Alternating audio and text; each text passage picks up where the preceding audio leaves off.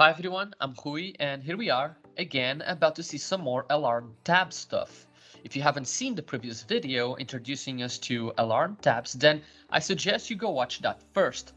I've linked it down below, so it's just one click away. But on this video, we're gonna go deeper into alarm tab filtering capabilities. Let's start off with the cool stuff. You can drag and drop an element, service, view, or parameter onto the alarm console. This way, you can quickly filter on, for example, what happened on a device in the last hour, or maybe you want to see which alarms are currently active on a view. Then choose what you want to see. You got the usual alarms, must alarms, information and suggestion events. There are a few more filtering options here on the right if you wish, and when ready, click on Show Alarms. And here we go.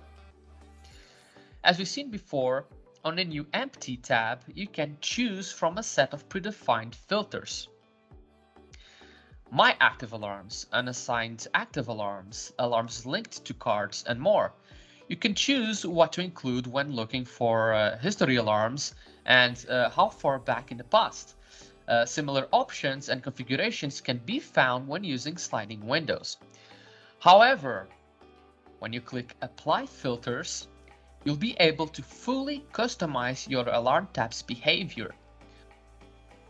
First thing you'll notice is that you can immediately assign it a name.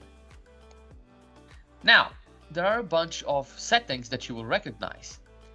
In here, you can choose what you want to see. In case of history alarms or sliding window, you can also decide the range, how far in the past for history alarms, or how big your sliding window should be. Notice how default names are assigned for these options. You can, of course, override them if you want. Again, you can use checkboxes to determine what to include in the content of your alarm tab. Works the same as we've seen before. Alright, so now this is where things get interesting. You can build up a filter using an inline editor. You see, each alarm has columns and even properties, so you can choose any of those to filter on.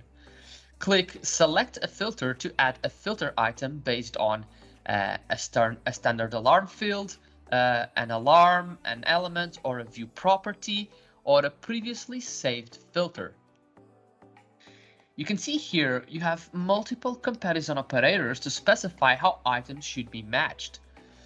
You have equality, inequality, and for open text fields, you can also use wildcard expressions and even regular expressions. The available operators will change in function of the field that you're using.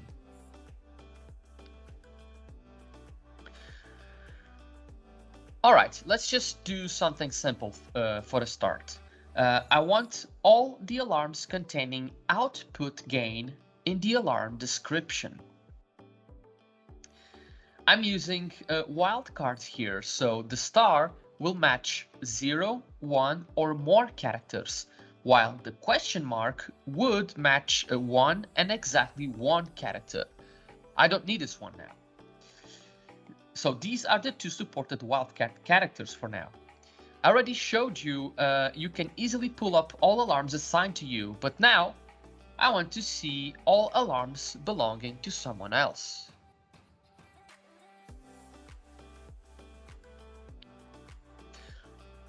Or maybe only alarms that were escalated.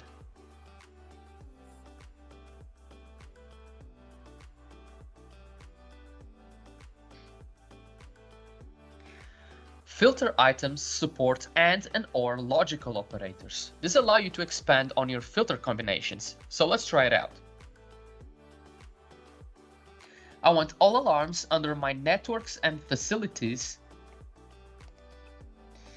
and it must have a severity higher than major. So major and critical. Look at the logical operator here. And/or you can negate and even start new filter segments, which lets you build more complex combinations. All right, so these are the matches. Let's do another. I want all alarms with a service impact higher than 0 that are also under the downlink service view. But I expect some of those alarms to come from the Olympics off-air service, and I'm not really interested on those. So I want my current matches, except the ones coming from that service. All right, before I show the alarms, I'd like to mention it's possible to count the alarms beforehand, so you know how many alarms match your filter. There are definitely some matches, so let's see them. Here they are.